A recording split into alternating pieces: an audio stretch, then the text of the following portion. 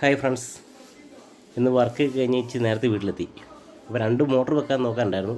അത് നോക്കി അതിൻ്റെ മെഷർമെൻറ്റും കാര്യങ്ങളൊക്കെ എടുത്ത് കാര്യങ്ങളൊക്കെ പാർട്ടീനെ ബോധിപ്പിച്ച് തിരിച്ച് വീട്ടിലെത്തിയപ്പം ഇങ്ങനെ ഫോണിലിങ്ങനെ വെറുതെ നോക്കിക്കൊണ്ടിരുന്നപ്പം ഫേസ്ബുക്കിലൊരു വീഡിയോ ഉണ്ട്. ഇതിൻ്റെ കോണ്ടൻറ്റ് എന്താണെന്ന് വെച്ചാൽ പല പ്രാവശ്യം എനിക്കിത് പറയണമെന്ന് തോന്നിയ കാര്യമാണ്.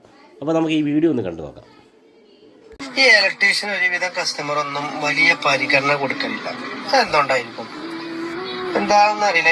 ഇപ്പൊ എന്നെ സംബന്ധിച്ചോളം ഇപ്പൊ വാർപ്പ് പണി നടന്നുകൊണ്ടിരിക്കുകയാണെങ്കിൽ അവര് വിളിച്ചു പറയാം എപ്പോഴാന്നറിയോ, ഒരു വൈകുന്നേരം കയ്യും കാലം കഴുകണ ടൈമിൽ നാളെ വാർപ്പാണ്.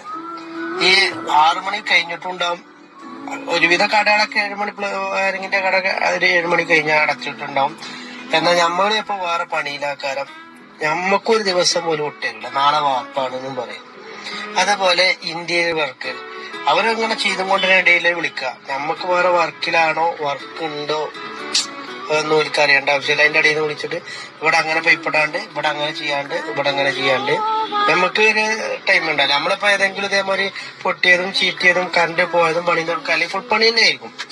അതേപോലെ നമ്മളെ വെട്ടിപ്പൊളിച്ച് വെക്കണം ഓല് നമ്മൾ പറയാം നിങ്ങളെ പണി കഴിഞ്ഞിട്ട് അവർക്ക് തേക്കാനുള്ളതാണ്.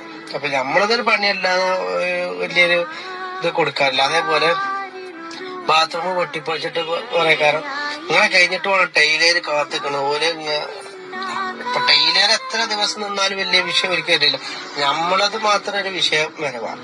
അതേപോലെ ഇന്റീരിയർ വർക്ക്, ജിപ്സം വർക്ക്, ഇതൊക്കെ എപ്പോഴും നമ്മൾ നോക്കാറുണ്ട്. പെയിന്റിങ് മാത്രമാണ് നമുക്ക് വലിയൊരു നമ്മളെ കൊണ്ട് ഓലിക്ക് ചോറുണ്ടെങ്കിലേ ഉള്ളൂ, അല്ലെ നമുക്ക് നമ്മൾ വലിയൊരു ഇത് കാണാറില്ല.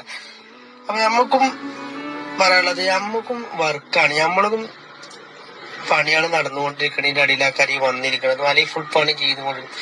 അപ്പൊ നമ്മൾ ഏകദേശം നമ്മളെല്ലാരും ഒരുവിധ കസ്റ്റമറൊക്കെ നമ്മളൊരു വലിയ പരിഗണന കിട്ടാറില്ല എന്ന് തോന്നാറുണ്ട്. നിങ്ങളെ അനുഭവം എന്താണ് ഇലക്ട്രീഷ്യന്മാരോടാണ്?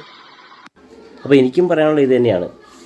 നമ്മുടെ മറ്റുള്ള പണികൾ പോലെ തന്നെ തേപ്പിൻ്റെ ആണെങ്കിലും പടവിൻ്റെ ആണെങ്കിലും ടൈലിൻ്റെ ആണെങ്കിലും ആ പണികളോടൊപ്പം തന്നെ പ്രാധാന്യമുള്ളതാണ് നമ്മുടെ പണികളും പ്ലംബിങ്ങും വയറിങ്ങും എന്നാണ് എനിക്കും പറയാനുള്ളത്.